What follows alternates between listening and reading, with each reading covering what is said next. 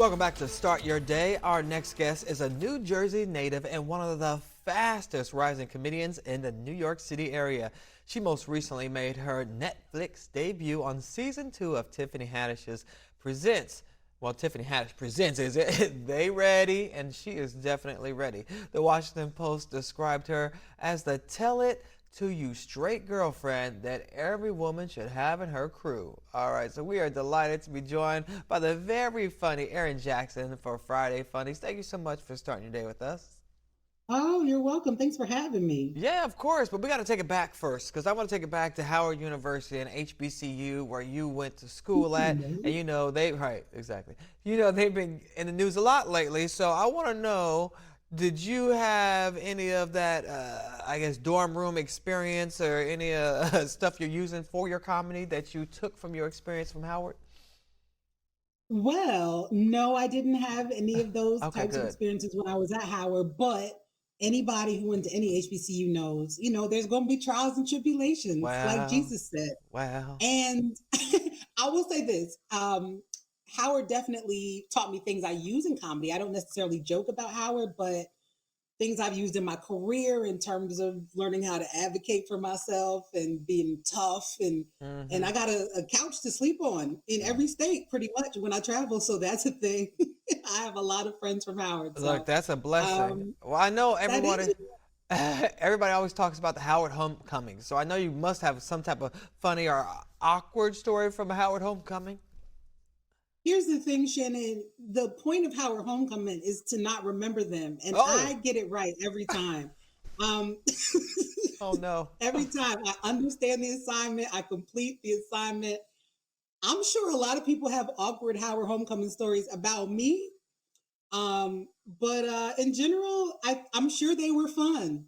Are you sure? You would not know because you don't remember. So hopefully you remember your time working with Tiffany Haddish because she just seems so amazing Absolutely. in real life. So were you starstruck? Were you impressed? What was it like working with her?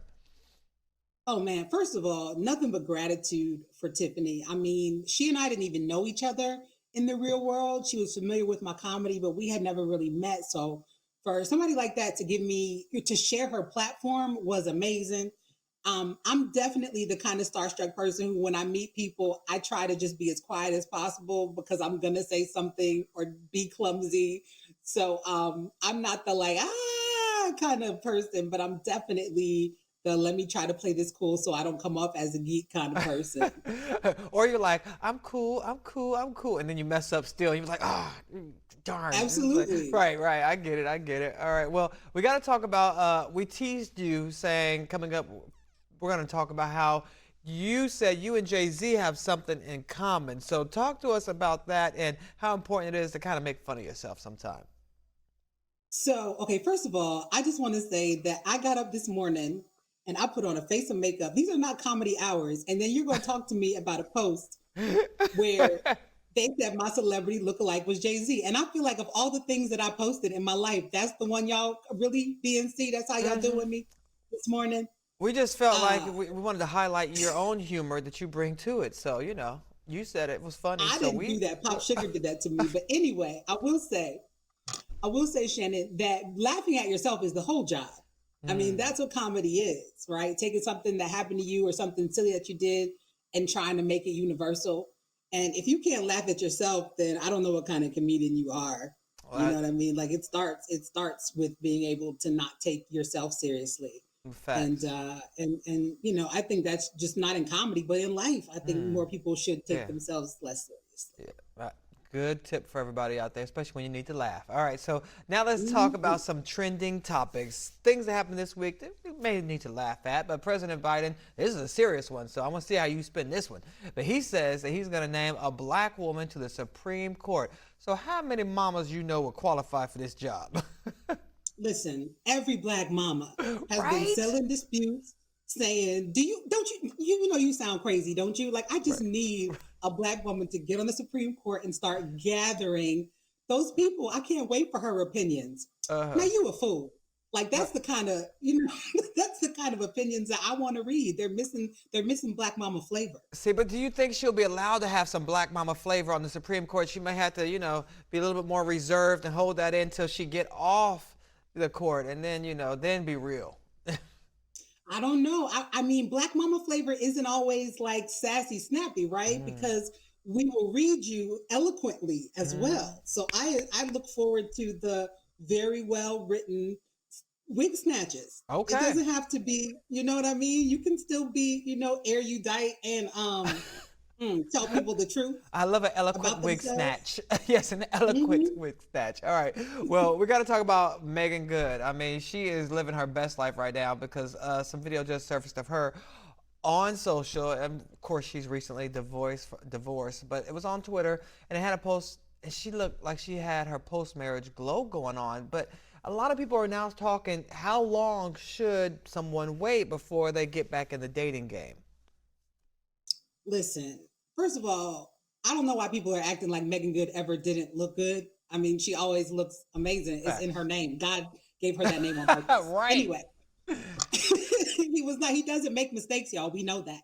But I will also say that we don't know what was going on in their life. We don't know how long Hmm. it's been over for them. You don't know Hmm. how long she's been dealing with this. So mind your business. It took me my whole 30s once to get over somebody, but sometimes you get over it real quick. Mm. So do Okay. your thing, Megan Good.